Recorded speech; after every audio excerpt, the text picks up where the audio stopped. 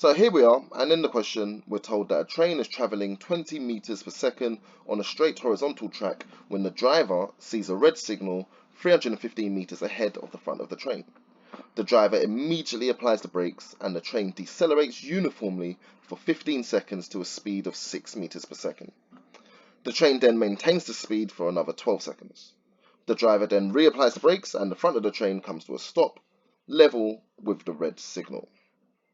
We're asked to sketch a speed time graph which describes the above information. Okay, so let's just start with our axes.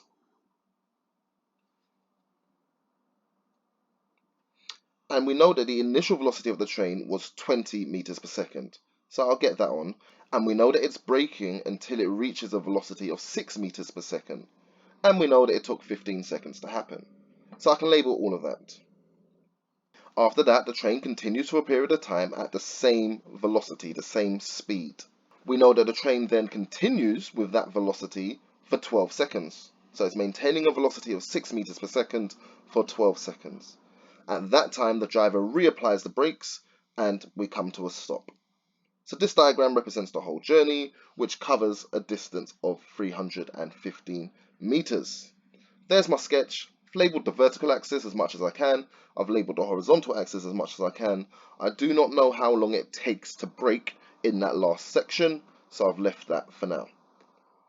Part B asks us to find the distance travelled by the train from the moment the brakes were first applied to the moment its speed reaches 6 meters per second.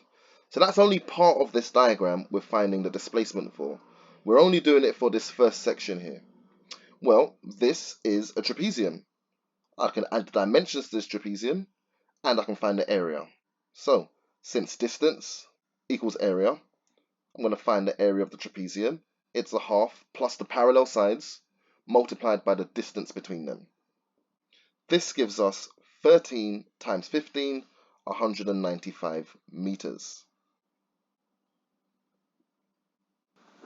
So I know the distance covered in the first part of this journey. Next, we're asked to calculate the total time from the moment the brakes were first applied to the moment the train comes to rest. So I've got that first section. Let's concentrate on the second section. Here I have another trapezium and I know some of the dimensions. I know that this length is 12.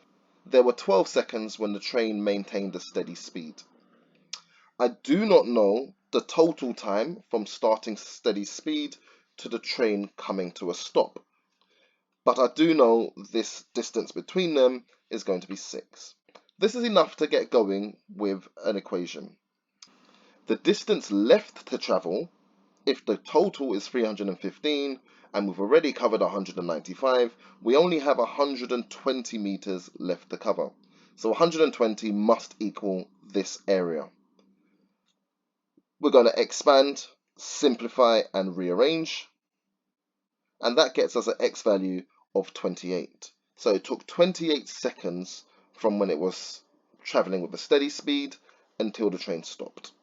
So the total time taken, the question is asked from the first time it applied its brakes. Well, that's going to be 15 seconds plus our 28, 43 seconds. It took 43 seconds from when the driver saw the red signal to when the train came to a complete stop.